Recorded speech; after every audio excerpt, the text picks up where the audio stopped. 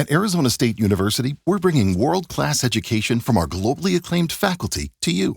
Ranked #1 in innovation for 10 consecutive years and #2 among public universities for employability, ASU isn't just ahead of the curve, it's creating new paths to success. Earn your degree from the nation's most innovative university. Online, that's a degree better. Explore more than 300 undergraduate, graduate, and certificate programs at asuonline.asu.edu. With so many options, why choose Arizona State University? For me, the only online option was ASU because of the quality. Their faculty was really involved with their students and care about your personal journey. The dedication to my personal development from my professors, that's been extremely valuable to me. Earn your degree from the nation's most innovative university. Online, that's a degree better. Explore more than 300 undergraduate, graduate, and certificate programs at asuonline.asu.edu. At Arizona State University, we're bringing world-class education from our globally acclaimed faculty to you. Ranked #1 in innovation for 10 consecutive years and #2 among public universities for employability, ASU isn't just ahead of the curve, it's creating new paths to success. Earn your degree from the nation's most innovative university. Online, that's a degree better. Explore more than 300 undergraduate, graduate, and certificate programs at asuonline.asu.edu. Lunch with Ott and Hanny on 104.5 ESPN, Baton Rouge. What the hell's going on out here? Now, here's Jimmy Ott and Charles Hannegriff. Yeah, for some reason or another, you sound a little taller on radio. Is it live? Is it live? Is it live? Is it live? From Rufino's on Highland Road, welcome to the Friday edition of Live at Lunch, 104.5 ESPN Baton Rouge. Charles Hannegriff, Jimmy Ott, Max Gotro, Jordan Kinchin's back in the studio.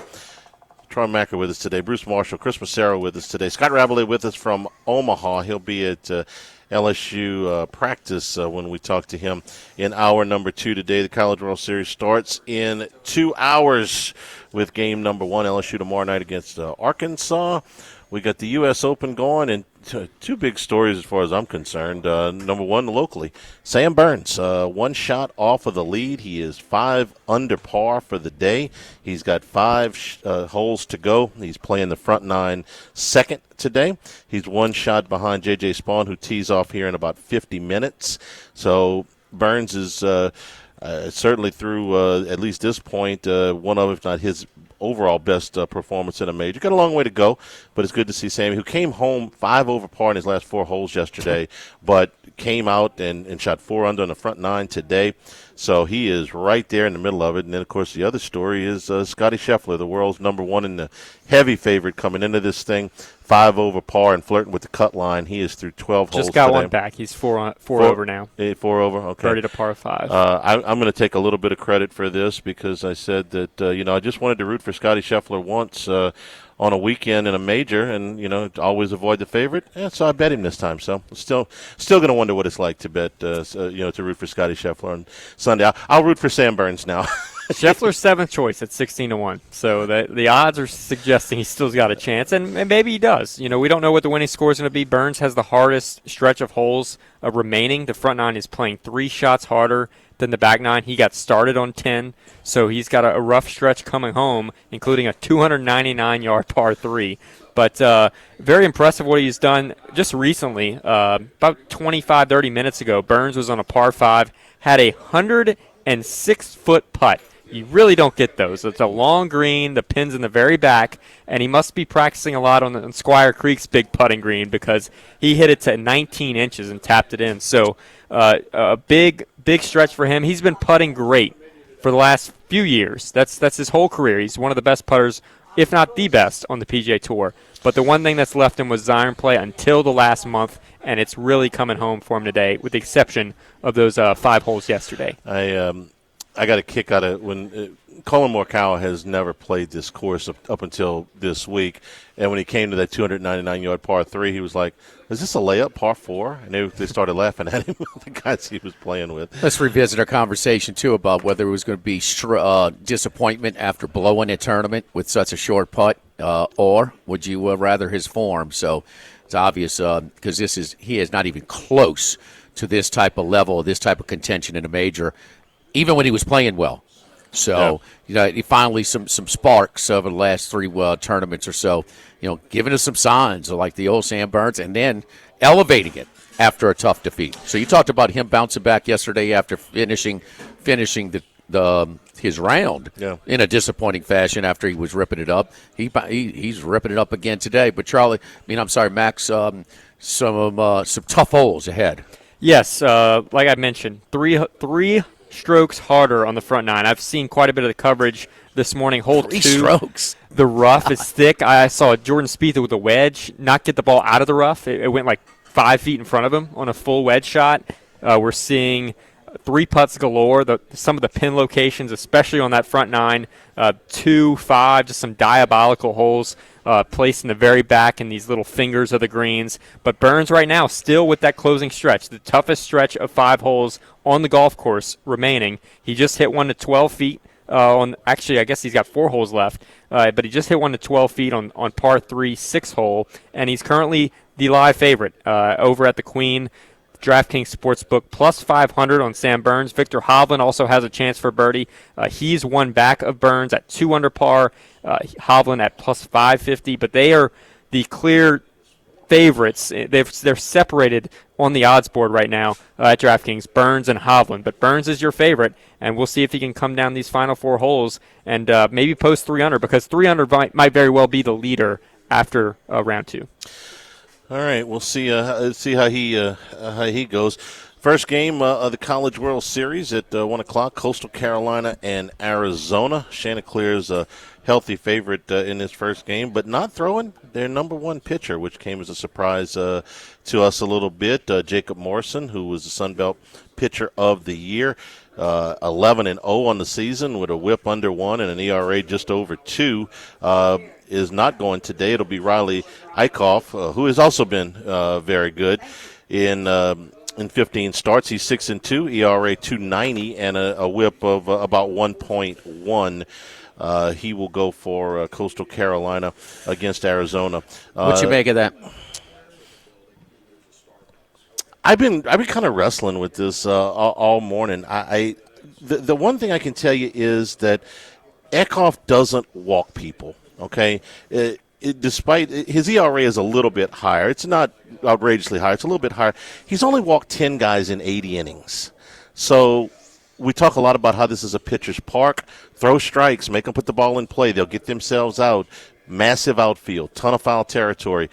I'm guessing that maybe that was part of the decision. He doesn't strike out a lot of guys. It's way less than a strikeout an inning, but he doesn't walk people is my best explanation, Jimmy.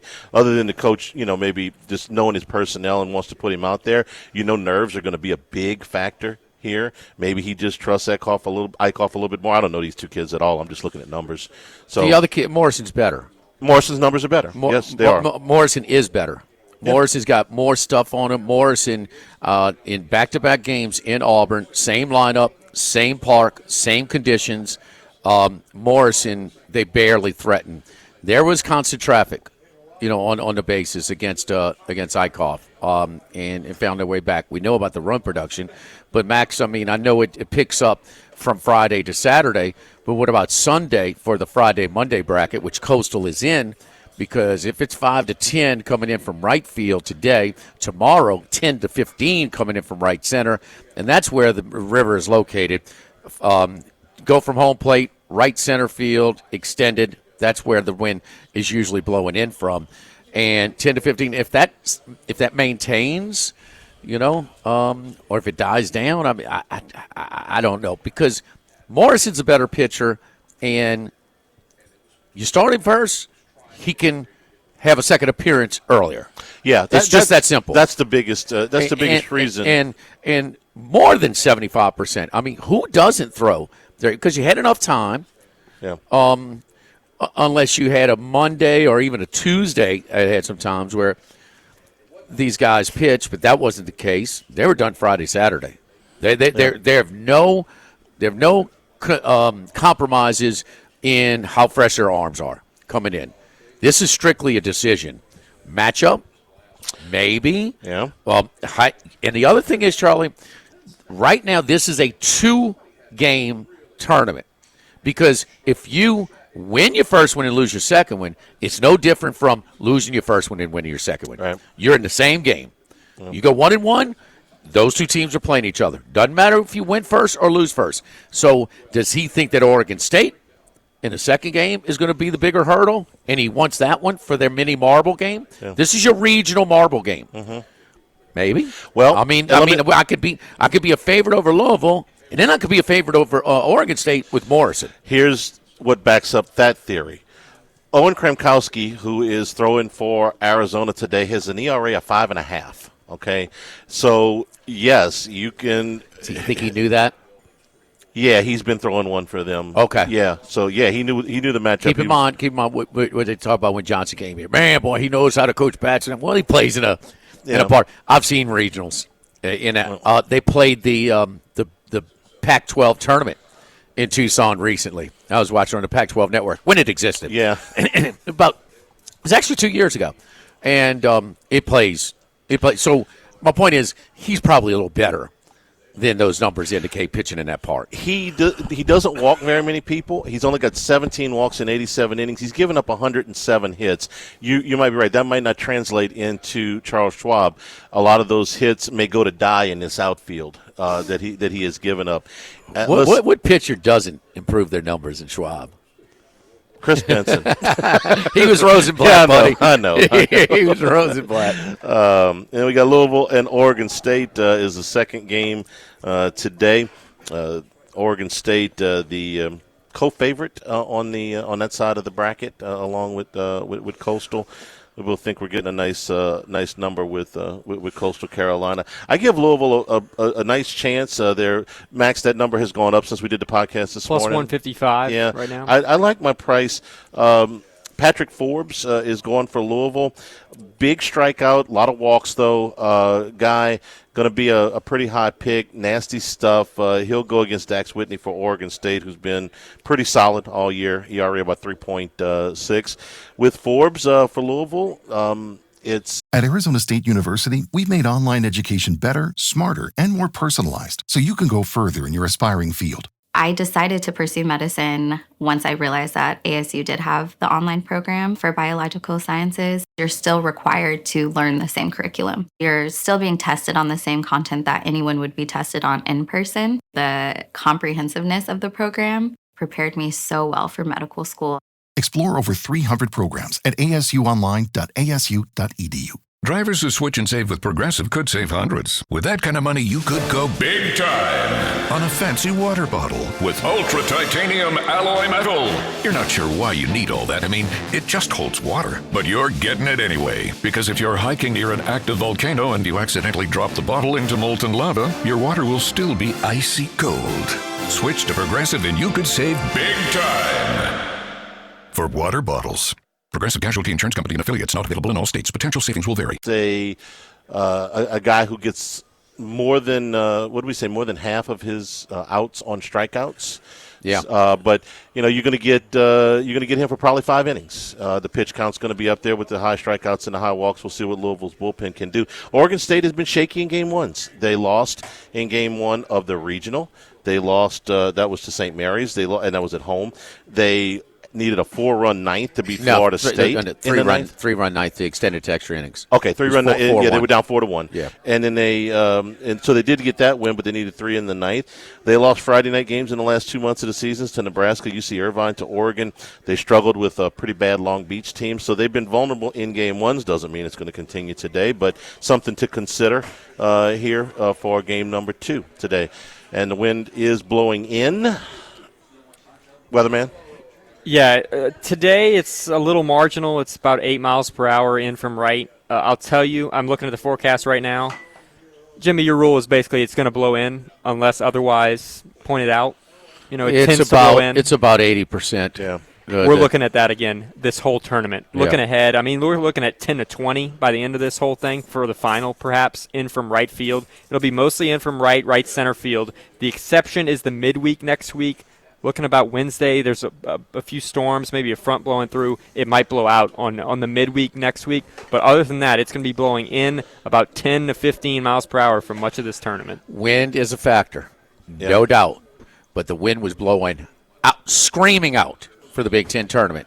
And 12 of the 15 games went under. The ball does not carry in this park. It plays big. You're going to see at different times the outfielders just run, and they're going to trip over their own feet, like they're going to fall down because they're not used to covering this much ground. You will see. I'll put the over on 3.5. How many outfielders fall down just running after balls because they have it? Or you talk about the foul territory. I mean, the best way to compare it to what the Oakland A's played in when they played at Oakland. So much foul territory. So every other park is built for baseball only. Well, they don't have that much foul territory. So, but it's. Who was the two guys that LSU started before they got back to Skeens last year against Tennessee in the Wake Forest in Game 1? Ty Floyd and was it did Thatcher Hurd start Game 3 or was it who? It was Ty Floyd and Ackenhausen. Ackenhausen, yeah, I think started Game 3, and Griffin Herring pitched a lot. How did their numbers compare pitching over the regular season to what they pitched that day? Oh, they pitched much better. Ackenhausen, Griffin Herring was pitching well, but Riley Cooper, who had a win or a save, I think, in 4 of the first 5 games that College World Series. No, you get a lot better. It's a little bit like pitching in Hoover. It's actually Hoover plus, if you will. Yeah, without a doubt. Every game that I have ever gone to up there is when I get to the park or when we go scout the park, I have hoped that the wind was blowing out because in every game I think that I've ever been to up there, LSU's had a power advantage over the other team. I mean, almost without exception. Maybe some of those Miami teams were right there with them, but almost without exception. Arkansas's hit 25 more home runs than LSU this year. So if the wind's blowing in, maybe just a slight edge to LSU there because they haven't depended on the home run as much as they usually do with this team. They've run more. Once they started winning, back in the 80s and the early 90s, I mean, teams like Oklahoma State, Mississippi State, Alabama, those, the Magadan team for Alabama, the Wichita State, even though they beat them. Oklahoma State would come in with aces with ERAs well over 5. I remember that. Gary Ward's teams used to just pound the baseball. And, but they couldn't pitch it a lick. What else for opening day? I just think that it's today's bracket. It's an Oregon State Coastal. I can't see the two other teams. They can win a game. Mm-hmm. I can't see them coming out of it. No, I don't either. I don't either. As much of a surprise, as much of it is off speed, different. I mean, at least 90% of the teams throw their ace in Game 1. Mm-hmm. These first 4 games today and tomorrow. At least he's looking at it as we got to win 2, and he thinks this is the best combination to win those 2 games. And I can't argue with that. No, and for a first year, and coach, I don't even know if he's thinking that, but I mean, how can he not? It's ballsy for a first year coach, huh? Even though he's been there forever. Oh man, this guy he's very comfortable. He's very comfortable in South Carolina. I mean, we're not expecting a miraculous. They don't want to eat all the contract with Monera. Give him another year, and that's fair. Don't fire him after 1 year if you're going to hire him. Okay, give him another year. You got to have some improvement. But unlike the Knicks, they need to be talking to this cat right now and have it in place. And because Mississippi State. I mean, if I went to Tulsa, I have a lot of friends who are in Omaha for the first time, and I'm telling them where to go and this and that, and say, and Mississippi State. They talk about Mississippi State broke the Jello record, the Jello shot record, but Ole Miss, it's a rivalry. They came the next year, and they said it, and then LSU obliterated it, this and that. It was like, Mississippi State, they were excited as hell. It was their first national championship in their school's history, and their coach is already fired. But when you got a guy like O'Connor in your hip pocket, that's a big deal. Carlisle, that was unfair. But when you got Larry Brown in your hip pocket, who he never dealt with a stacked deck. I mean, he took over some crappy situations and made them competitive, which I respect more than taking over a loaded cupboard and rolling with it. But This is that guy, Texas A&M. What is the likelihood of Maneri at South Carolina and Texas A&M coach increasing that much to save their job? I think it's thin. It's certainly way less than 50%. And you're not doing your job. Well, we don't know if homeboy in College Station is doing his job. He's there's too much proof there not to theorize that he's, tough to deal with. Yeah, is he the Trev Alberts, the James Dolan of college athletics? But you know if you're in Corvallis, Oregon, what they're doing in Conway, South Carolina. Damn it, you sure as hell know what they're doing with it. It's like SLU coming here and beating us in softball. I mean, okay, SLU might have a good team this year. They might probably do. But they don't have the resources LSU softball does. And certainly Coastal does not have South Carolina's resources. They do not. No. They do not. What's for lunch? Oh, over here at Ruffino's. It's today and all the way through the weekend. Our appetizer features here at Ruffino's. The crawfish au gratin, Louisiana crawfish tails, creamy Fontana dip, crostinis. If you want to know what it looks like, Charlie, look at Hal's plate. The octopus, Portuguese octopus. Portugal's a really nice place, Max. The sous vide and flash fried Portuguese octopus with the crispy potatoes, red maramesco with the crab fat aioli.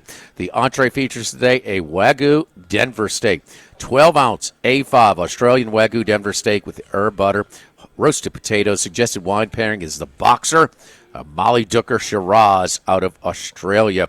The filet tournedos, 2 4-ounce filet medallions, crawfish bordelaise sauce with a creamy mashed potatoes. Suggested wine pairing is one that we have by the glass, available all the time. That's our Frank Family Cabernet out of Napa Valley. And dessert feature today, the carrot cake with the cream cheese, frosting, and candied pecans. Hello. And we'll take a break. We'll come back. We'll talk Christmas Cerro here live at Rufino's, live at lunch, 104.5 ESPN Baton Rouge.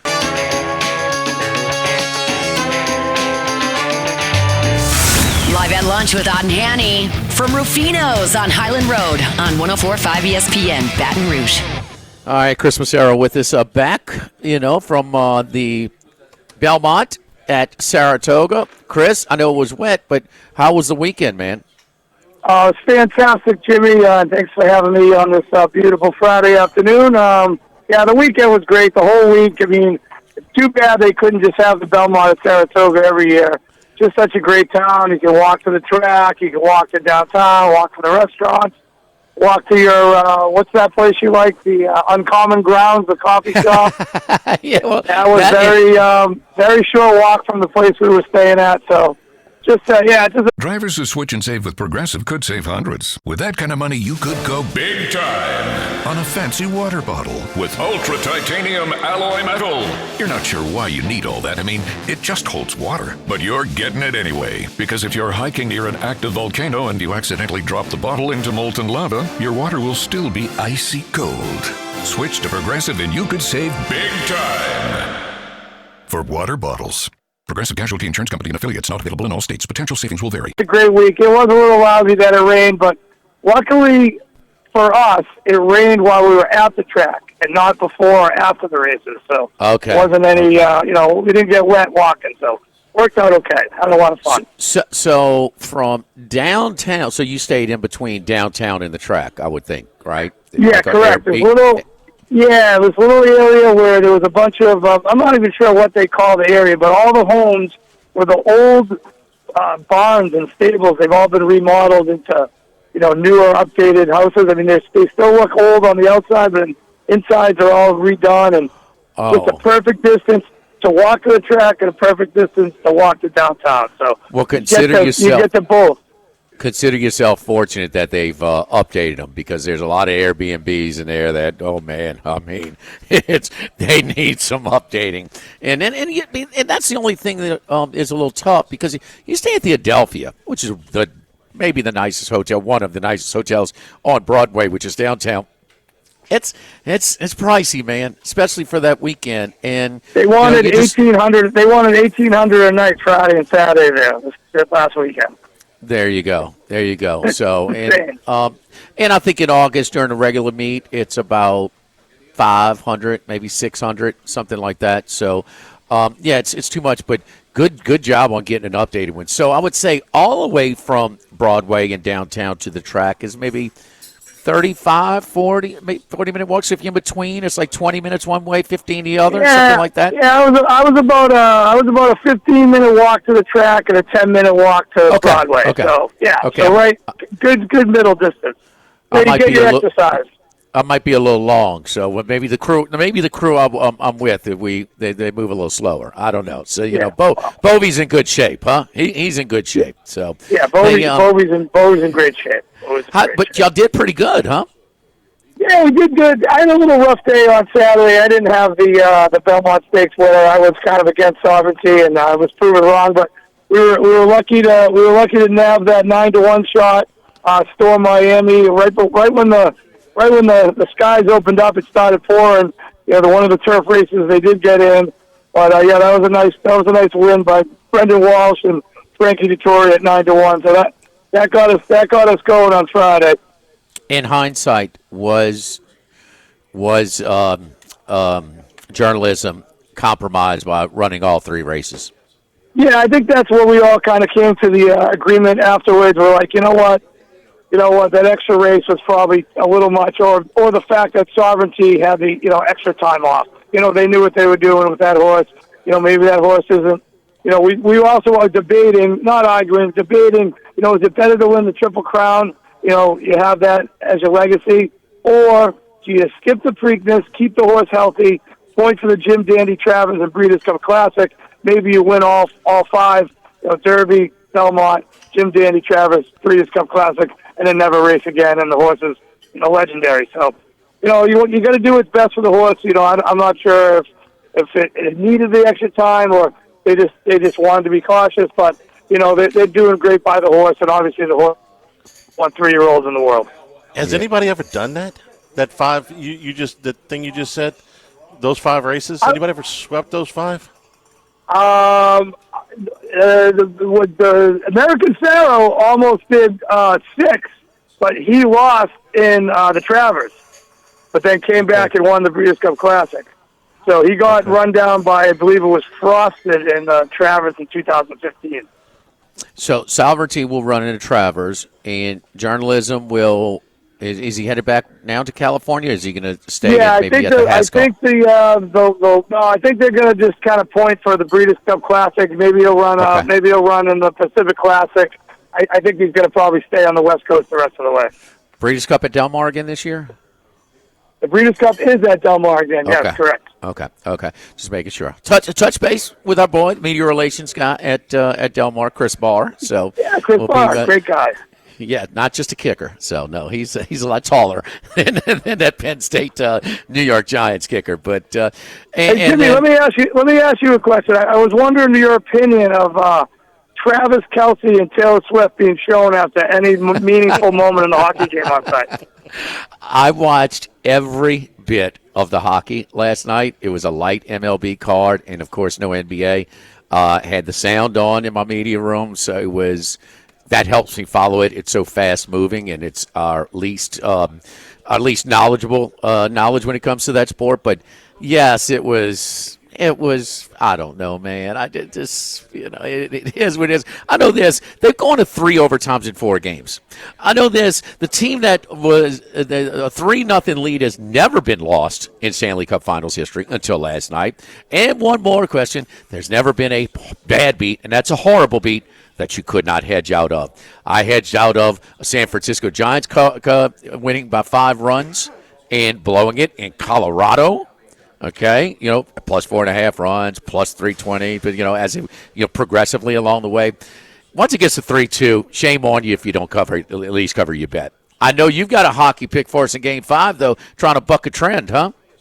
Yeah, it's the walk of the year, and I probably bet a little bit too much on it, but I'm sticking by it. There's no way this game's going over. There was a lot of sharp money on the under last night, but you got to travel 2,800 miles on one day's rest after playing 3 out of 4 games in overtime. I can't see how this game goes over 6.5 goals. I got it at minus 115. I saw minus 125 this morning. I would still get on that. I think this is going to be a low-scoring, grinded-out type of game. Just based on the fact these guys have already played so much hockey, and then you're going to pick up from Florida, fly in the middle of the night 2,800 miles, and is set up in Edmonton only on 1 day's rest. So I'm very heavy on the under tomorrow night. All right. Max was telling me that you're lock of the year or your money back, huh? Johnny DeMarco on my service? It's fine. Went right past lock of the week. Just went straight to lock of the year. Yes, indeed. Hey, so I would say it's fair to say, Chris, that you had a vested interest in Oklahoma City in the Western Conference playoffs. I think that's an understatement. So watching them as closely as anybody, what is your thoughts of this final series through 3 games? Well, you know what? I'm mad at myself for coming out with a pick where I said OKC was going to win in 5, and I should have just believed what I saw the whole playoffs. The team can't win on the road. They're 4-4 straight up, 0-8 against the spread on road games. They start slow in a lot of these road games, and I cannot believe. I did the show with Doug yesterday that Max was working on, and we just can't believe that the line is 6. Why would the line be 6 when they have not covered one time on the road in 8 games? And they're 4-4 straight up. I get it. They blow out teams at home. They've blown out teams throughout the season. But when you really look at it in a microcosm, they played all the playoff teams, the top-tier playoff teams, pretty much 500 throughout the season. Yeah, they had a great record, 68 wins. I get it. But when it comes down to it, and especially on the road, they're never even close to blowing one of these teams out. So I'm just shocked. I already have the Pacers at 14-1. I got them the day before Tatum got hurt, just as a little bit of a hedge to myself. Drivers who switch and save with Progressive could save hundreds. With that kind of money, you could go big time on a fancy water bottle with ultra titanium alloy metal. You're not sure why you need all that. I mean, it just holds water. But you're getting it anyway, because if you're hiking near an active volcano and you accidentally drop the bottle into molten lava, your water will still be icy cold. Switch to Progressive and you could save big time for water bottles. Progressive Casualty Insurance Company and affiliates, not available in all states. Potential savings will vary. This stuff, and now I'm very fortunate to have it. But, I mean, maybe you come in on OKC money line. Maybe you come in OKC series minus 230, because that may be the last chance you get of that low of a number. But I just can't trust this team. I mean, what do you guys think? I mean, you just can't I'm going to explain. them. I'm going to explain it because I thought it was predictable. Because the zigzag is over 20 games over 500.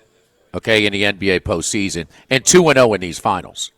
So that's the thing. We can disagree with it, but I thought it was very predictable that it came out 6.5. But they are 0-8. There's no doubt about it. And my goodness, they're public.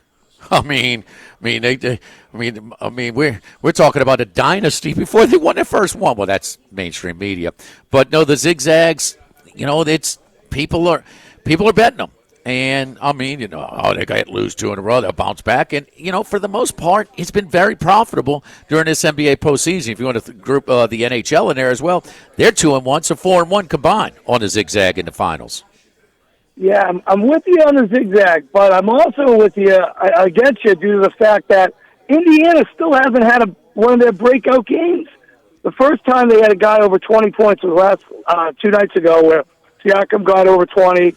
And Halpern got over 20. But they only shot 33.3% from 3. In games when they shoot 38.2% or higher in this playoffs, they're 12-1. And that's been pretty much the number. If they're below that, they're 2-4, and they've only won one game where they shot 33% or less, and that was game 3. I'm telling you, if Indiana comes out and shoots 40%, this series might be over. And I don't see OKC winning 3 in a row. I just can't. I don't know. I've seen what I've seen so far through the playoffs, and I just cannot trust the OKC team. I don't know. They're not getting those fast break points. They're not getting the alley-oop dunks. Something's a little off. And maybe it's you got to give credit to Indiana, and maybe you need to give a lot of credit to Rick Carlisle because he's done a fantastic job with this Indiana Pacers team. Oh, he's cooking. He's cooking his competition on the bench. There's no doubt about that. These guys are a bunch of front runners, Chris. When they rolling and they routing you fine. But if it's close late, they are very tight. But you watch Boston, New York. Who was more comfortable when that game was on the line when it was tight late? The Knicks or the Celtics? The Knicks, and it's a yes, great point. Yes. So OKC's only had one win where it's been close. It was the game 4 against Minnesota at Minnesota. That's the only close win they've had. All the other close games they've lost. So I don't see Indiana like just laying down like they kind of laid down in the next game with the game where Siakam got asked they played harder, they tried harder than us. I think if Indiana just gives their regular hardcore effort and they hit their 38% threes, I think they have a great chance to win tonight. Max, tell them where to find. I don't have a bet on the game just because I have the series bet, but it would be Indiana or a pass for me. Definitely taking the 6 points. Max, tell them where to find that stuff that you guys do with Chris and Doug Kazarian. Yeah, subscribe to the Betting Weekly Studios YouTube channel. There's Betting Weekly Hardball, Betting Weekly Fast Break. Hardball is baseball, talking at 1 o'clock Central Time. 2 o'clock Central is the basketball. And don't forget the last piece of data, okay? All three of us here in Baton Rouge, and Chris, wherever you are right now, okay?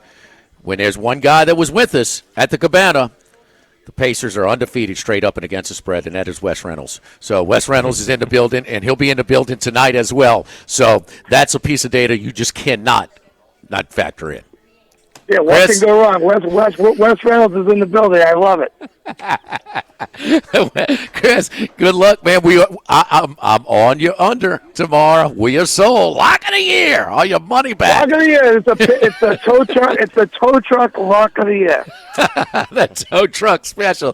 Thank you, Chris. We appreciate it. Don't forget our friends at Legacy Title, Chad Reynolds Legacy Title for all your real estate closings. 296-0060. Full service title company servicing all of South Louisiana. Fast, friendly, professional service is what you get when you dial 296-0060. Buying, building, refinancing. Nobody chooses but you. Choose Chad Reynolds, Legacy Title, 296-0060.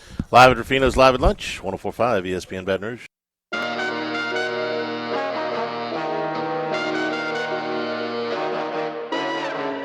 Jimmy, Charlie, and Troy. Three best buddies sitting around talking sports bets. Let's welcome in Troy Macker from Bet Rivers. Troy, how you doing, buddy? I'm doing good. Just trying to, get focused on the weekend, but it's kind of hard when I'm still thinking about that Stanley Cup final last night, in which I turned it off in the first period because it was such a blowout, only to have to race back downstairs in the late third period to catch the Wild comeback and overtime finish. I'm sorry to blindside. I'll do this all the time with you. What the hell was? Do you have any idea what the largest in-game bet was, or the biggest price on Edmonton last night? Yeah, the biggest price we took was $1,100 live money line. Okay. And we took a $500 wager at like plus 750, I think. I think the largest wager at 1,100 was a $100 wager. Gotcha. And that's got to be down 3-0 with a few minutes to go in the first period. 3-0. Yeah, you see, but the thing that it makes it maybe a little bit easier to track or to try and do it because it's 3-0 at the end of it. How long are the intermissions? 20 minutes? Yeah.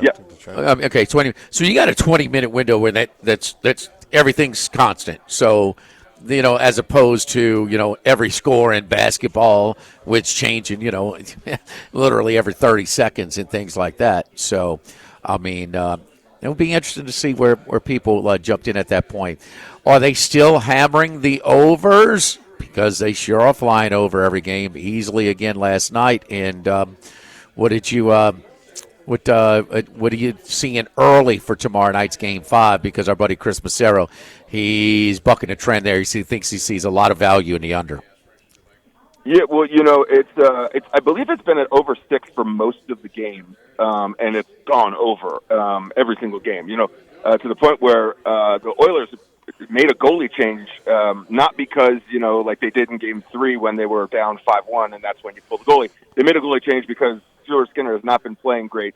So Cam Picard has come in, and he's looked great. So it's a very interesting scenario now. and I feel for it as a former goalie. This changes things drastically. Drivers who switch and save with Progressive could save hundreds. With that kind of money, you could go big time on a fancy water bottle with ultra titanium alloy metal.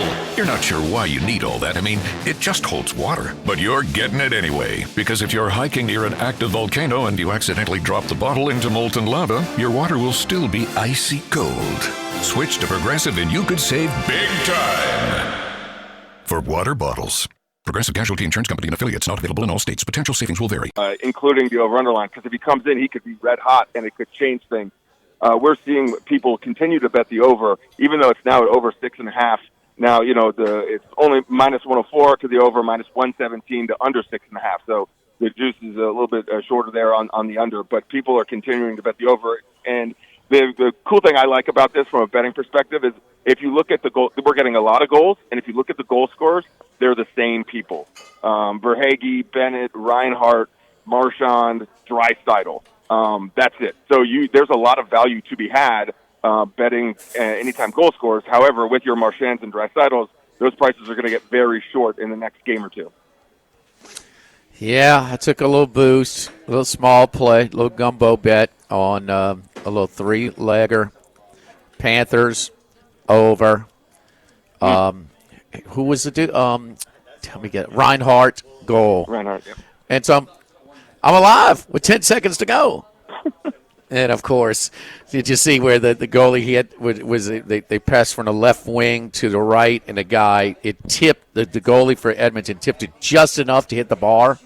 I don't know if you saw that. So, I mean, and then Edmonton had the guy had the skate, it hit off his skate. I mean, it was this, man, we watch from a distance the NHL, but damn, this is good stuff, huh? And I mean, maybe Edmonton saved the series. I mean, it had to have it last night out of Edmonton. Yeah, they saved the game. What was it, game 1? Or game 2 when Corey Perry scored with 10 seconds to go. I mean, these guys, they're never out of it. And it's funny because they have the best player on the planet in Connor McDavid, but they also have Leon Draisaitl, who's the best Robin to anyone's Batman in the NHL. They are so, at this point, they're so much more will over skill. It's a dumb hockey cliche that you hear from teams all the time, but the Panthers are the better team here. They're faster. They have more scoring opportunities. Their goalie has been better for the most part, to the point that the Oilers have made a goalie change. But the Oilers just will not quit. They will not die, and their will and their compete is so much higher. It's somewhat similar to the Thunder and Pacers. We all know that the Pacers have the better roster, the Thunder have the better roster. They have a better superstar. They have the better depth. They have more length. They have more athleticism. They're getting beat because the Pacers are just more savvy. They don't quit. They're in everything. And, yeah, they've made mistakes, but their will is far more than the skill of their opposition. And that's why they now find themselves, up in that series. The flashy team, the more exciting team against the better team. We've seen it. Yep. Charlie, Miami, San Francisco Super Bowl, Dan Marino, were they fun to watch? They were. That smoked, huh? They didn't play much defense. And then the team that one of the biggest favorites in that, especially since the early, first 5 years, where it's AFL, NFL type of crazy spreads. But maybe the biggest spread outside of San Diego, San Francisco, and that was in a dome. Greatest show on turf. Who was more exciting? Who was Rams? Who won the game? Patriots. Yeah. How about Bills Giants? Absolutely. Oh, no question. 25. Yeah, it's a great one. That's a great one. So, just trying to draw some analogies to the hockey of what we're seeing right now. But I'm in, man. It's fun to watch. It is some fun. So first time, how many games now, Troy? It was the first time ever in Stanley Cup Finals a 3-0 lead was blown. Yeah, and I don't know how many times this has happened in the Stanley Cup Final where 3 of the first 4 games have gone to overtime. That's crazy. Yeah. All right. What about any College World Series action of note? Especially that LSU line that literally changed while we were doing the podcast this morning. It tightened up to almost a picket, and now Arkansas is open back up again. Oh, really? Yeah. Okay. We've taken some good action on LSU. I'm not sure if it's because your influence down there, but in the last day, and not just on the game, we've taken the most money on LSU to win. That's the biggest bet of the day. But they're also, I believe, the most wagered on team to win the whole thing. And that's, of the money that's still remaining, excluding all the other teams that have been eliminated, 42% of the total handle is on LSU to win the World Series. And second most is actually Oregon State at 18%, and then Arkansas at 17.9%. Now, Arkansas, the tickets are heavily on the Hogs. 47% of the tickets are on them to win the World Series, but 40% is on LSU. So LSU is, who the public is really backing to win it all. And also we're seeing just today, obviously we take a lot more money very close to the game on college baseball, but LSU is easily the most widget on team today. I don't know if that's good or not. It's for them to win. They're public. Yeah. They're public. Sure. I mean, we've known this for some time, and no question about that. I mean, Coastal Carolina, what are they currently right now, Charlie? Because they're not throwing their ace. We talked about it. They're minus 245 to win the game. Okay, it was 265 earlier today. We were doing a live podcast. Speaking of live podcast, Monday, Wednesdays, Fridays, 9 a.m. live, a Sports Bettor's Paradise.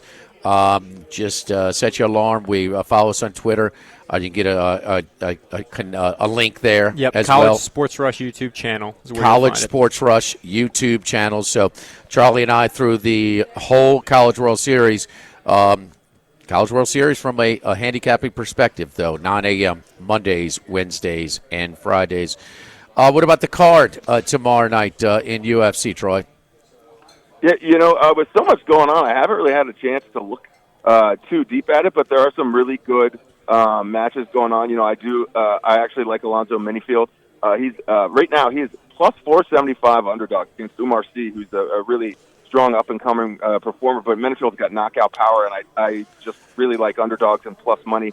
We're also talking about Rose Namajunas, the former women's flyweight champion, 6 fights, Miranda Maverick. She's minus 250. I like her to win as well. And Michael Chiesa is on the card, lower on the card, but he's a 360 favorite. I don't like him to win. I like him to win by submission. He's fighting Court McGee, who's been around forever. Michael Chiesa wins damn near every one of his fights by submission, and I always bet on him to win submission because that's how he wins every single fight. He is a multi-level black belt in Brazilian Jiu-Jitsu. So when he's on the card, I would take a sub for Maverick Chiesa. Follow Troy on Twitter at Troy Macker. That's Machir. Thank you, Troy. Thanks, guys. Talk to you soon. All right, don't forget our friends at United Community Bank, the local way to bank big with locations from Baton Rouge to Golden Meadow. We've been serving the people of Southern Louisiana for over 50 years. Our great team of bankers, Prentice Wilkes, Heath Meir, Nicole Glover, Hunter Creed, David Campbell, David Henry. United Community Bank, member FDIC, equal housing lender. Live at lunch, live at Rufino's, 104.5 ESPN Baton Rouge. Live at lunch with Ott and Hanny from Rufino's on Highland Road on 104.5 ESPN Baton Rouge. Sam Burns has got one hole to go. He is 5 under par for the day. One shot off the lead by J.J. Spawn, who shot 66 yesterday and is teeing off as we speak. Number 9, playing one of the tougher holes today. Sam Burns in contention at the U.S. Open. Hour number 2 from Rufino. Straight ahead, 104.5 ESPN Baton Rouge.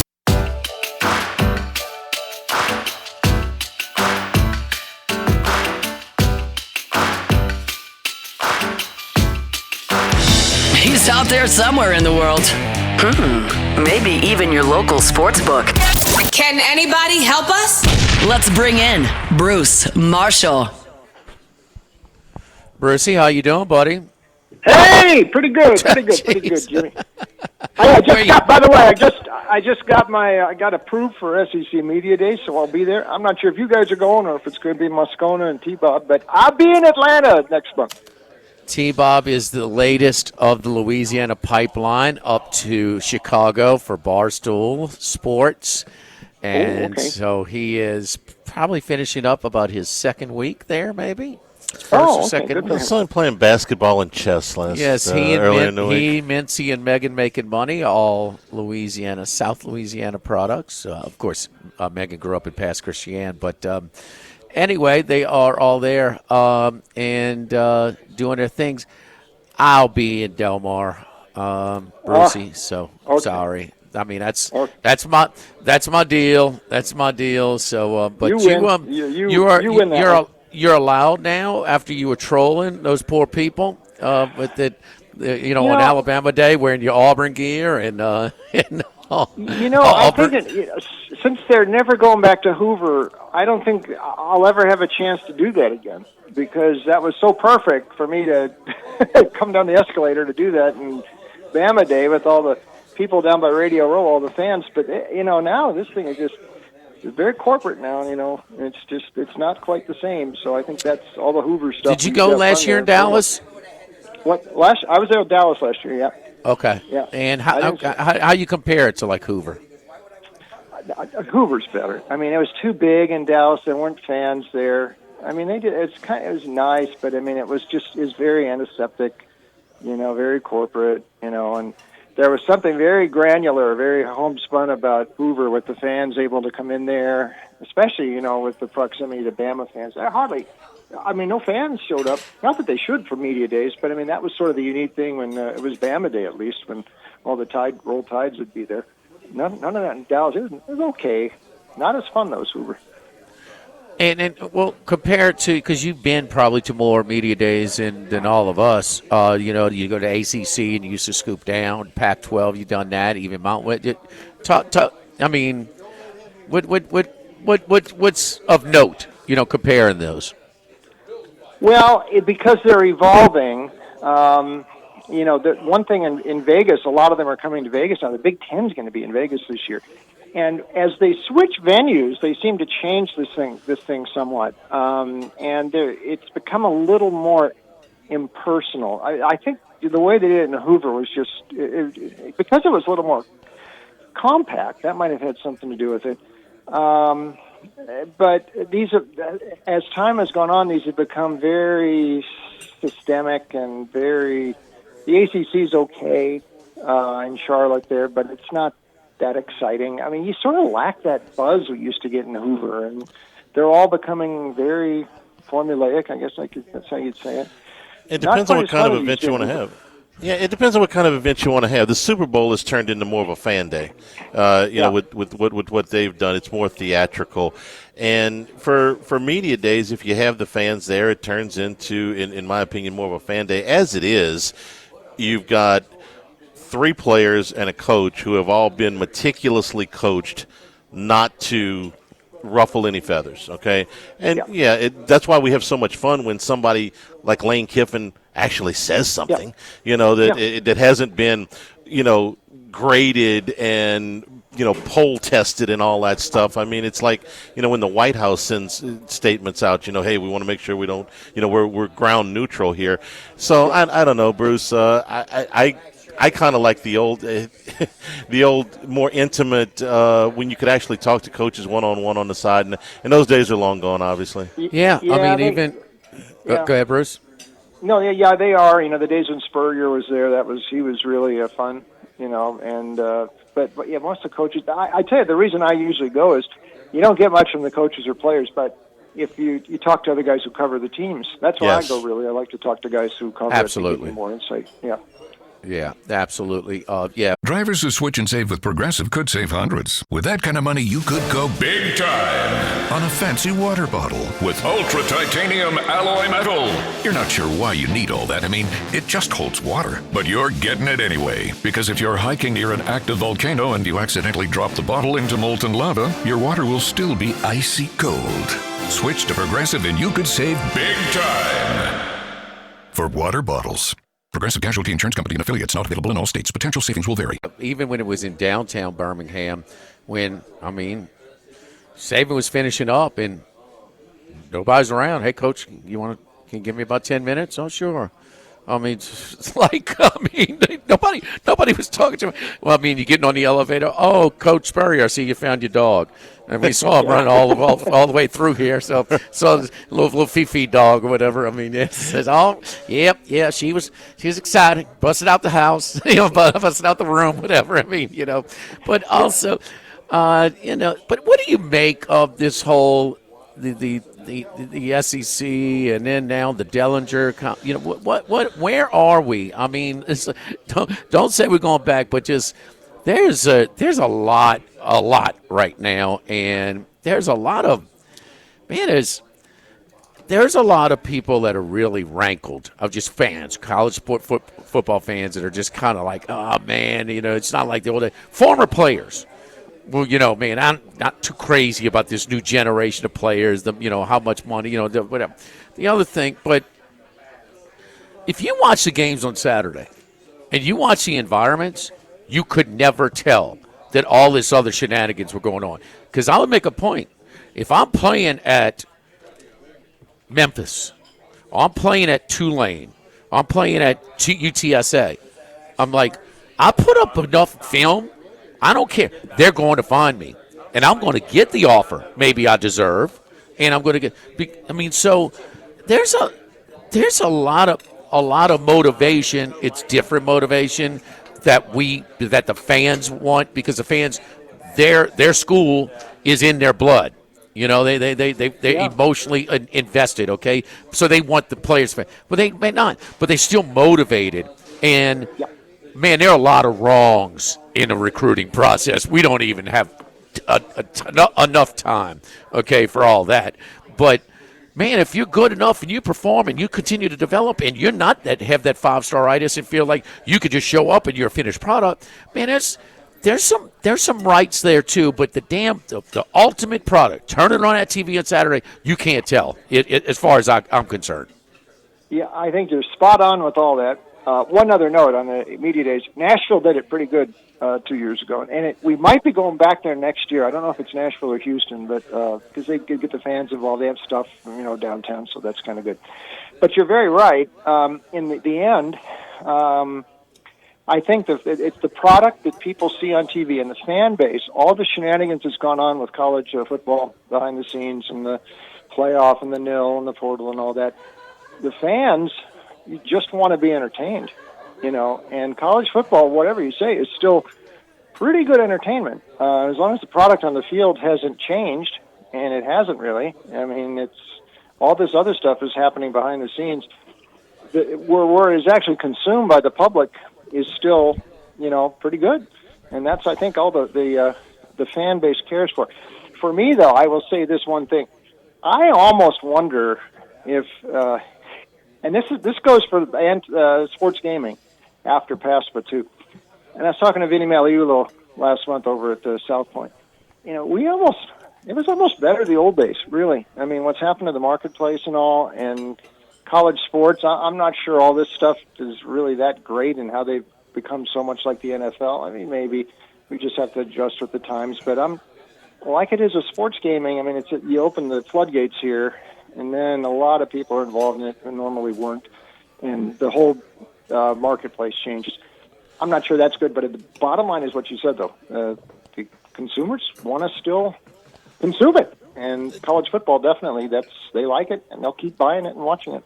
Don't you think it's more about the player movement than it is about the money? It doesn't bother me that the players are getting paid. It doesn't matter that they're getting paid by the school. I always figured they were anyway. It's just now you're seeing how the sausage is made. That doesn't bother me. What I think has been taken away is the bond between the fans and the players through multiple years, okay? When you watch that kid, and maybe he's a local kid that you saw play in high school, and then he goes to State U, and you watch him sit as a freshman and play a little bit as a sophomore, and then become an all-conference player later. That doesn't happen very much anymore. You're reduced to, we got this guy from Kentucky, or we got this guy from Oregon, or wherever, and you don't really get that bond with the players. You don't get to watch them develop. You don't know what they did before. And you're basically introducing a roster that is turned over in football somewhere around 50%, and in basketball damn near 75% to 80% every year. And you don't develop that relationship, that bond, that, hey, that's my guy. How long has he been your guy? Well, he was at Murray State, and then he was at Virginia, and now he's here. That's what I think has been lost more than the pay, more than the NIL, because they were getting paid anyway. We just didn't see it. I agree. I mean, that's from my standpoint, and fans, longtime fans like us, all of us. I mean, that hurts sort of. I mean, we got used to that, and it's like all the players are like Walter Alston now. They're all in 1-year deals, and at some point maybe that starts to sour the marketplace and the fan base. But they Walter Alston had still 23 one-year deals. So what can you control? You can, you want to scream at the raindrops, so you want to try and do it the best. So your group and your NIL representation at your school, say like LSU, they got to get with Canes. They got to get with this attorney. They got to get with this one. And say, listen, this is what you get your first year here. You hear your second year, you get these from these sponsors even more. The third, I don't think it's about. I'm pretty sure all of them on the Canes commercials are multi-year players. I'm almost positive. That sounds I'm almost right. positive. And I mean, so at least control what you control and incentivize for staying. And they've tried to do that. Yeah. They've tried to. Sometimes it works and sometimes it doesn't. And I think everything that's transpired here circles back to how the sport has been administered. And if we, some of the stuff we don't like now, had this been addressed before, listen, college administrators in general, not just in athletics, but overall, they're out of touch with the real world, and they've made a lot of mistakes. A lot of them have made throughout the years. So I think it kind of, if I am mad at somebody here, it's mostly them. The players, more power to them. You get paid, sure, fine if you can do it. That's the system. The system is developed because it was allowed to kind of run its course for so many years, and it could have been addressed long ago. And right now, what you got is the Wild West. I don't have a problem with the boosters getting booster fatigue.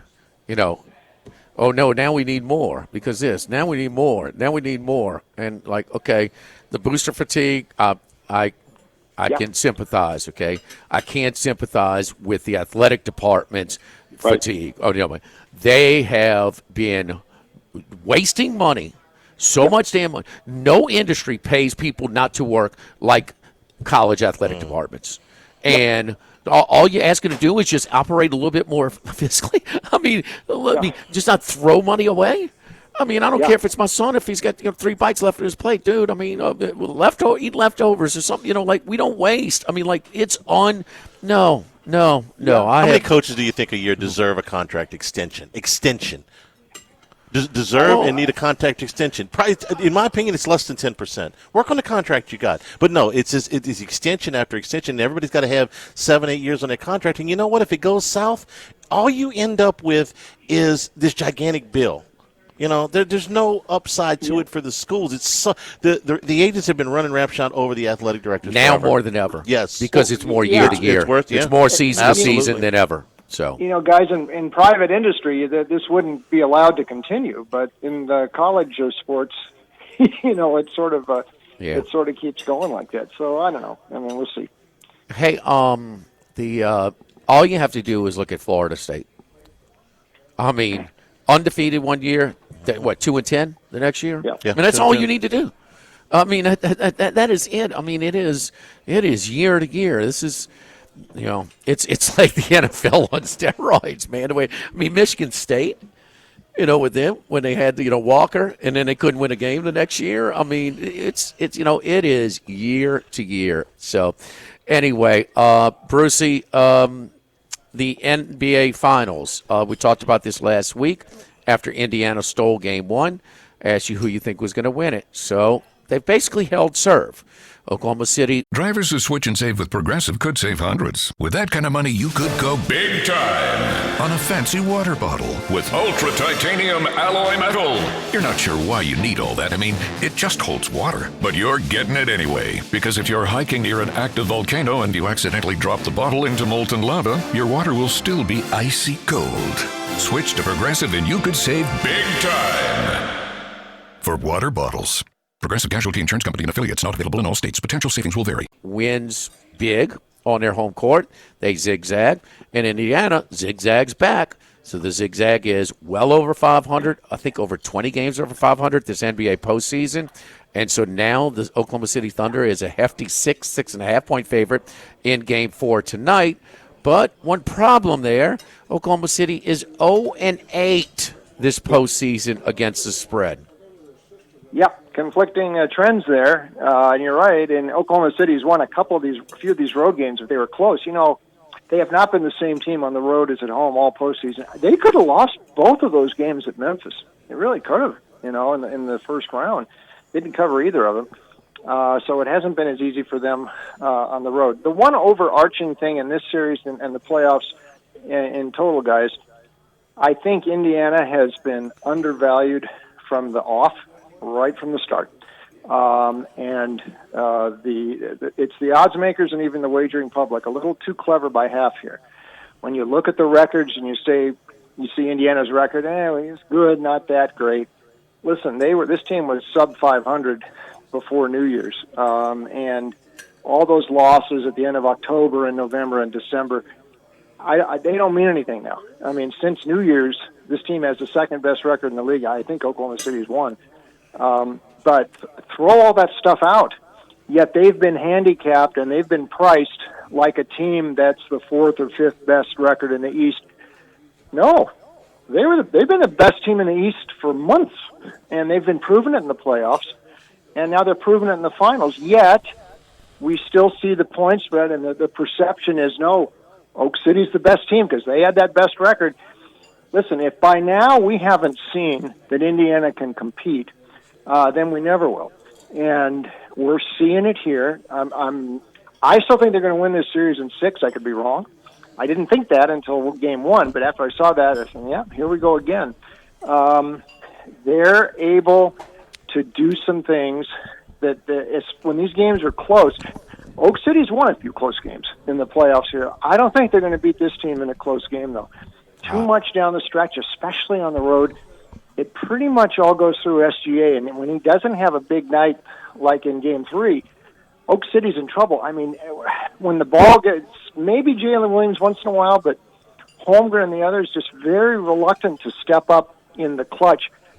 Indiana's got everybody able to make big shots, and that's the one thing. I know Halliburton's made the most flashy of these shots, but they've gotten several of these guys down the stretch have stepped up. We saw Neesmith win a game for them. Yeah. Nembhard has had big games. Obi off the bench. How about Siakam? How about Miles Turner? They got a lot of different ways to go. And you're playing all these guys off the bench. Somebody's going to be hot. We'll see what Daniel does tonight if he's going to, go back with the, 2 bigs in the starting lineup. But I thought his bench rotation was a little bit off in Game 3, and some of the guys on TV mentioned that. I think they got some problems here, and this number is out of whack again tonight. I'm sticking with Oklahoma City against on the road. I think Indiana covers. I think Indiana wins tonight, and I'm not sure they close it out in OKC, but I think they might if they get a Game 6 and a chance to do it at home next week. All right, so Brucey on the Pacers plus the points tonight. Anything in baseball tonight, Bruce? Maybe we go, I know the White Sox aren't that bad now, and we've been going against them. We don't automatically go against them all the time. Some of these young pitchers, and even a guy like Adrian Hauser, the ex-Brewer, he goes tonight. He's pitched pretty well lately.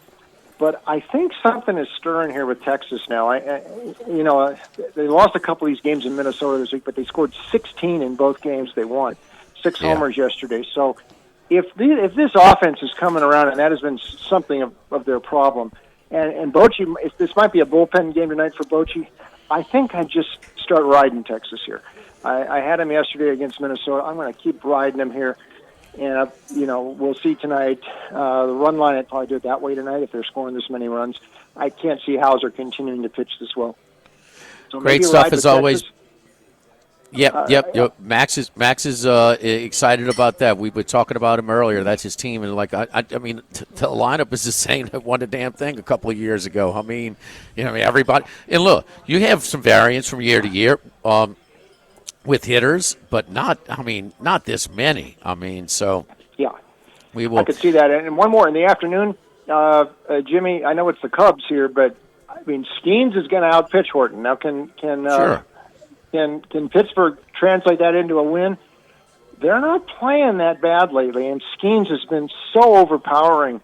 Kelly is liable if he's not overloaded on the pitches. He might keep him in there 7, 8 innings. I might give Pittsburgh. It's the only chance I'd give Pittsburgh on the road is with Skeens pitching.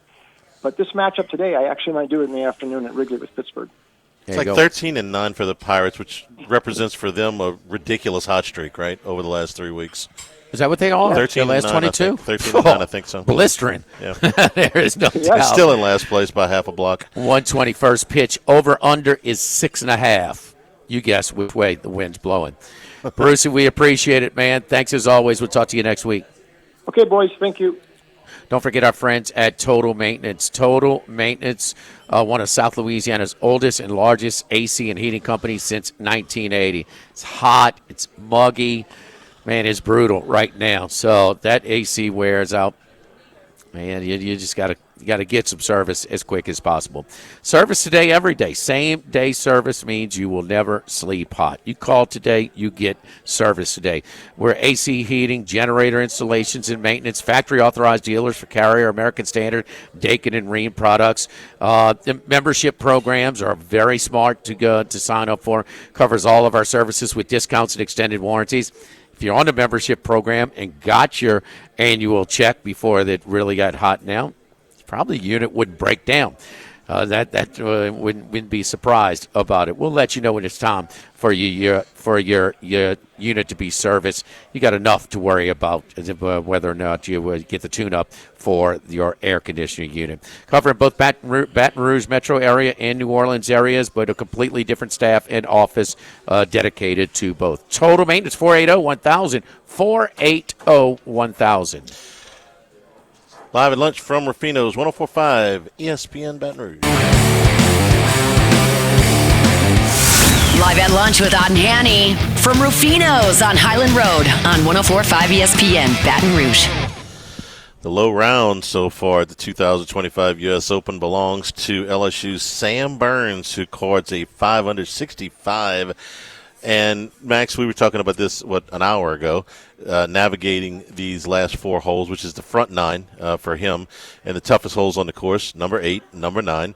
And we're saying, well, if he can get through those and maybe 1 over par, even 2 over par would have still been okay. He did a lot better than that, and he had a penalty stroke that he had to deal with as well. Yeah, so number 8, a 300-yard par 3. They were literally waving the group behind them through, which I've never seen on a par 3 ever on the PGA Tour. You see that on drivable par 4s, but not on a par 3. So they wave the group behind him with Scotty Scheffler through. Sam Burns hit the 300-yard shot to 13 feet. Now, he did not make it. He made par. So he parred the hardest hole in the golf course, the number 8 hole. The 9th hole, he gets there, and there's this thick rough that you basically lose it in, like long fescue native area left of the fairway, which has gotten a lot of people into trouble on the 9th hole. He hits it into that, and so has to take a penalty drop out of it. From there, he hits it to 23 feet, but he's got a side-winding, strong left-to-righter, and he hits it with the perfect pace. It just takes a 90-degree turn right at the hole, falls in the side door. You could tell that was a big putt for him and a great way to finish. So 3 under par, to me, will finish as the second-round lead, at least as a share. Right now, J.J. Spawn is through 2 holes. He's at 4 under, but you look at this leaderboard. The names on the first page of the leaderboard right now, there are only 2 that are in the clubhouse, and it's Sam Burns from this morning with the 65 and Victor Hovland, who had a good round himself at 1 under par. So tremendous round for Sam Burns. He is now the live favorite at plus 360 over the Queen. And that 65 is historic at Oakmont? Tied for 3rd best round. I'm sure there's a longer list in terms of ties there, but 65 does not happen much at Oakmont. We didn't see it yesterday. We might see one more round like that the rest of the week. I mean, we've got a guy right now on 90 watch at the very back of the field who's 14 over through 12. So 90s are out there. There aren't many 65s, I'll tell you that. J.J. Spawn, to shoot that bogey-free 66 yesterday, had to putt out of his mind. And we saw J.J. have a great tournament, the Players, and losing the playoff to Rory. But you don't think that 4 under is repeatable given the putting performance he had yesterday? I think he might have missed 1 putt inside of 20 feet. He was red hot with the putter, and putting is just not the most sustainable thing ever. Now, Sam Burns is a great putter traditionally. Spawn is not really an exceptional putter traditionally. So he just had a hot putter yesterday. That happens from round to round. That's why we get random first-round leaders at some of these majors where you're like, who is this guy? Well, you can have 1 good round of 18 holes putting the ball in. I don't think it's sustainable what he did. Sam Burns, what he's doing is very sustainable. That's what's so optimistic. outside of those closing stretch of 4 holes yesterday, he is ball striking the heck out of it, and that translates from round to round. And his putting is always good, so we shouldn't be surprised that he's putting well as well. 6 birdies and only 1 bogey for Sam Burns with this 65. If he is not on the lead, he will be very, very close to the lead when they wrap up today at Oakmont. Second round of the U.S. Open. Sunday is Father's Day, and the Thibodeau store has still got your gift ideas. If you haven't gotten anything for Dad yet, Thibodeau store, 900 St. Patrick Highway in Thibodeau, and their sister property, the Pierre Part store, been around for over 110 years. We're talking about grills, griddles, Big Green Egg cookers, and all the accessories that you can get to go with the Big Green Egg cookers. I had no idea how much stuff goes with that thing until we went down and toured it ourselves at the Thibodeau store. So if you're thinking, okay, I'm not going to go and buy the whole Green Egg cooker, there's a lot of things that you can buy with it, Jimmy. You've experienced this, the igniters, the spoons, the nets, all the things you can use to awesome. Really make this. It's not everything you think of. It's more than that. It's unbelievable. Just go down there, tell them, look, my dad loves to outdoor cook. Tell him what kind of grill he's got, or he likes to boil, do both, whatever it is. I mean, that's kind of that's what I think. We love to boil seafood, and we love to get on that grill. Whether it's your outdoor kitchen, whether it's portable, you want a portable that's fine. But they've got so many different gadgets and just mix and match. When you walk in the store, I mean, how you doing? It's just the store's been around for how long? Over 100 It's the only damn thing Max knows about history is the Pierre Port Star. So, I mean, it's just, it's cool, man. It's going back in time, and they're going to walk you through. The display is as soon as you walk in. All the outdoor cooking stuff. So, I mean, single, double, triple outdoor burners. I mean, different pots, seafood, crawfish boil pots of all sizes, all kinds of sizes. Different rigs with different potencies and stuff like that. The pots with the little, the nozzle on the bottom to drain, or, not. The scoop nets, spoons and forks and tongs and niters and all kinds of things, man. Just tell them to put you some gadgets together if you want to do, and Dad's going to love it, man. It's great stuff. Power tools, hand tools, custom Cypress furniture, lots of fishing gear, no shortage of gift items at the Thibodeau store and the Pierre Port store. If you don't know what to get, Dad, gift cards are available at both locations. We're going up to Omaha when we return here live at lunch from Rufino's, 104.5 ESPN Baton Rouge.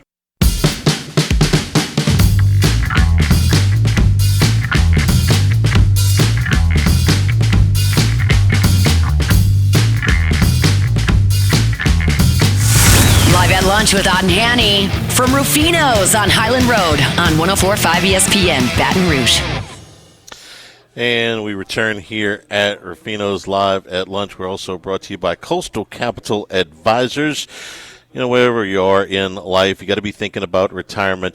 And no matter what that stage is, no matter what your age, no matter what your income level, Coastal Capital Advisors will work with you to make sure that you can get in line, get your goals achieved for retirement. They've done a terrific job with me. They'll work through all of your scenarios. If you've got business partners, if you have, you need tax professionals to work through some of those options for you. Phil Fontenot and his staff will walk you through step by step. They're going to get you comfortable because they want it to be a lifetime relationship that you have with Coastal. Drivers who switch and save with Progressive could save hundreds. With that kind of money, you could go big time on a fancy water bottle with ultra titanium alloy metal. You're not sure why you need all that. I mean, it just holds water. But you're getting it anyway, because if you're hiking near an active volcano and you accidentally drop the bottle into molten lava, your water will still be icy cold. Switch to Progressive and you could save big time for water bottles. Progressive Casualty Insurance Company and affiliates, not available in all states. Potential savings will vary. Capital Advisor, that's what I've got. Been very, very pleased every time. 337-981-1376. Online, it's coastalcapitaladv.com. Advisory services provided by New Age Advisors member FINRA, SIPC. We're pulling Rabelais off the practice field here, so LSU and Arkansas tomorrow night at 6 o'clock. This game between Zach Root and Cade Anderson happened basically a month ago, right there on May the 9th. This game was one of the ones that ended at 1:17 in the morning. This was a perfectly equal game with both Anderson and Root getting to right at the sixth inning mark. Neither team led by more than 2 at any point. LSU won it in extras by 1 run with a sacrifice fly, and that kind of equal game is, frankly, what I'm expecting again tomorrow. Scott, as you have been there up there a couple of days now, you've been around the team. We know that these two are heavyweights up in Omaha. What have you observed from LSU and Jay Johnson through the first couple of days getting acclimated? Well, mostly Jay has got a smile on his face that's hard to rub off at this point. They hadn't played a game yet, but this is his whole thing. This is where he eats. This is where he eats. Yeah, this is his bliss, as I heard Bill Walsh say one time.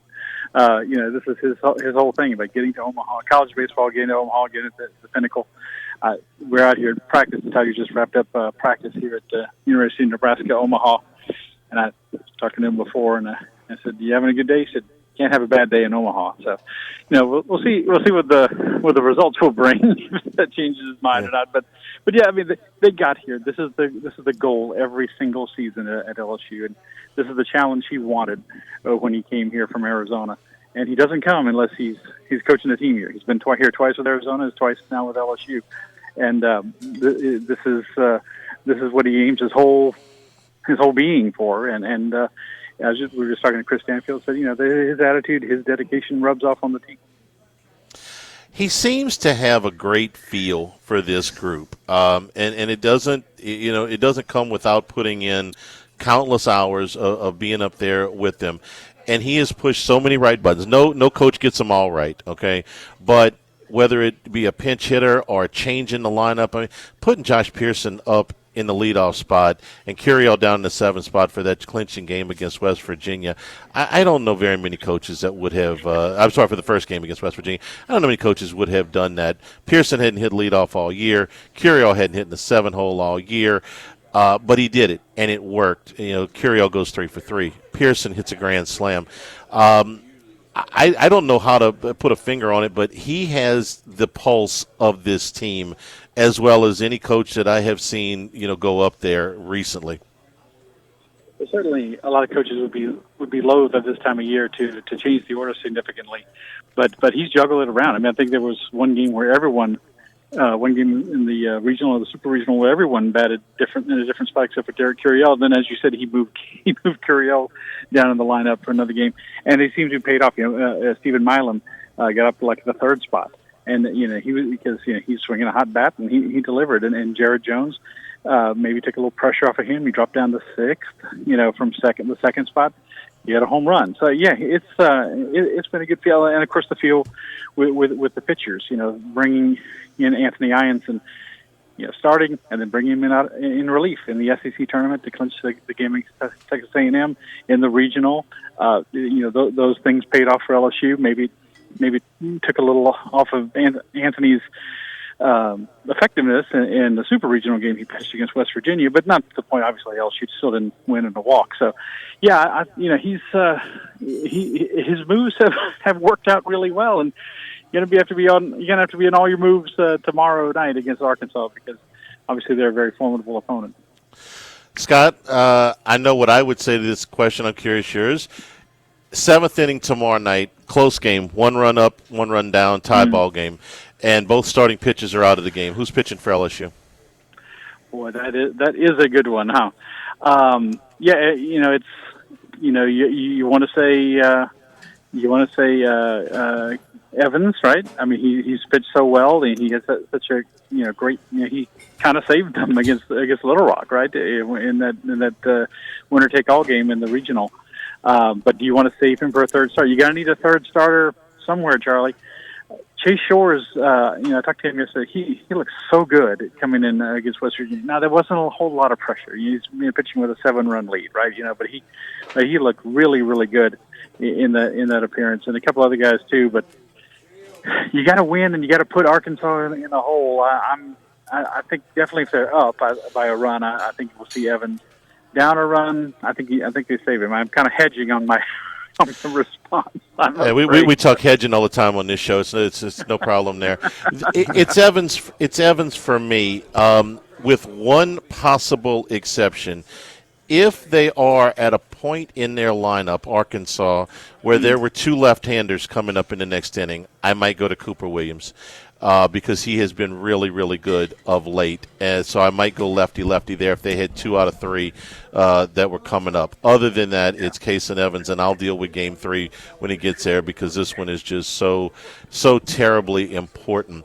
But those are the 3 guys, Evans, Williams, and Shores right now that I trust the most, which brings me to my next Williams is excellent in his last appearance. I mean, Yes. it's also maybe, Charlie, a little bit how much stake you put in the last appearance, the last time out that you saw this guy pitch. He was tremendous as well. I put a lot of stock in it because the last 2 times he has pitched, this freshman, it has been in high leverage situations. He was asked to go in there and basically hold Little Rock where they were to give LSU's offense a chance in the regional.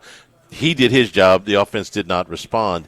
And then he came in really in the only part of that second game against West Virginia where the Mountaineers had any kind of momentum. They had cut the lead to 6-4. They were feeling it pretty good. He went in there. He got a shutdown inning. The offense got going an inning and a half later, and they opened things up. I will have to ask you about Zach Cowan because he is the biggest right now question mark to me in this LSU bullpen. For the first 12 weeks of the season, he was maybe the best pitcher LSU had, period. Certainly in the conversation. 4 of the last 5 outings have not been good.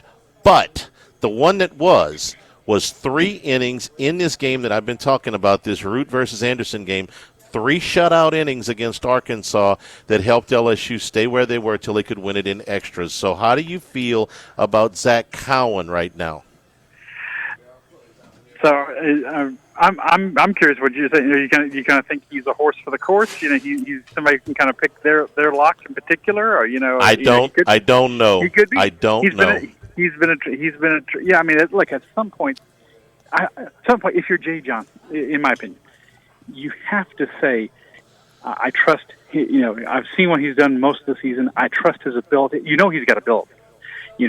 I've got to trust him with the ball at some point. In a meaningful game. I don't think you get to the championship series and win it for LSU if he doesn't pitch some meaningful innings for you along the way. So I think you got to take it. Now, obviously, are they watching him here in practice? They just finished this practice. Are they and elsewhere? Are they watching him? For this or that, how's the arm? Those kind of things that we're not privy to. But just based on who he is, the ability he's had, the track record he's had in a lot of the appearances this year, including the one you mentioned, I think at some point you got to give him the ball and trust your instincts and let him go. Well, Scott, he's pitching at Oakmont. Okay. That's where this tournament is. All right. I mean, if he can't get guys out here, baby, you're going to have a tough time. And where the conditions figure to be, not just for this weekend, but for most of this tournament, where about 85% it's going to be blowing in a little bit. It's already difficult enough to get it out. So, yeah, this course is going to be tough. So, well, with Zach Cowan, I'll use the words of Ric Flair. He won't be first, but he might be next. That's how I feel about him at any point in this tournament. He ain't going to be my first option, but I'm not going to rule out using him at any point. Other things that you've observed out there, I know you got a chance to talk to the press conferences yesterday, the rest of the teams meeting. From Murray State being there for the first time, Coastal first-year coach, picking Van Horn 10 times, still hasn't won it. You pick another topic besides LSU that has caught your attention. I actually talked to the Murray State coach yesterday outside his dugout. He just seemed to be talking about a guy just seems to be happy to be here, man. It never dawned on him. At any point everybody likes him. That he was going to be here. So it's I like Coastal in this bracket. In this starting today, I really do. I think they got their depth of pitching is really good, and they're playing really well. It's. A lot of teams are playing well. UCLA, interesting case. They already played here in Omaha this year. They played the Big Ten tournament here, this season. And I think they shared the Big Ten regular season title. So, the first year in the Big Ten still seems weird. Yeah, they did with Oregon. Yeah. So they've got some interesting experience here. It's going to be an interesting matchup for LSU, whoever they play on Monday in the second game. So either the Cinderella or the team that's, seems to be pretty hot right now. Otherwise it's Omaha. I was just writing a little bit about the press conference they had yesterday. They have 10 more years on their current contract with the NCAA. The city's always, I think they're always looking over their shoulder just a little bit to make sure they're going to get to keep this thing. But the NCAA guy was like, it's their second biggest revenue maker, obviously behind the men's Final Four. So, and he doesn't think they could replicate this anywhere else. So I hope they never leave. You would think they wouldn't, but they, they're always a little worried. I think in Omaha, always a little worried. Scott, the NCAA has made countless, and I do mean countless, dumb decisions over the years. Moving the College World Series out of Omaha would be the dumbest by a wide margin. Never say never, but I can't imagine that it would ever happen. Have a safe trip, Scott. We'll check in with you next week. Hopefully it's a long trip for LSU. All right, guys. Take care. Thanks. All right, don't forget our friends at Workbox. Workbox Service, we can handle all of your movable storage needs, commercial or residential. You've heard me talking about their shipping containers in various sizes, customized to any of your needs or desires, no problem at all. But also, we're proud to announce over at Workbox that we've got a brand new office. That's right. We have a new office in the New Orleans Gulf region. We can now service Gulf Coast to Lake Charles. So our buddy Martin Padial Jr. and his team, of course, Martin Sr., but Hannah and Brandy and Chris Brooks. Chris Brooks, get my man with the Workbox team right now. So again, Workbox not just getting bigger and better. So always handling the greater Baton Rouge area and the outlying areas, but now all the way down from the Gulf Coast all the way west to Lake Charles. Workbox and Workbox Services, 343-4886, and WorkboxLLC.com. Back to wrap it up live at Rufino's Live at Lunch, 104.5 ESPN Baton Rouge.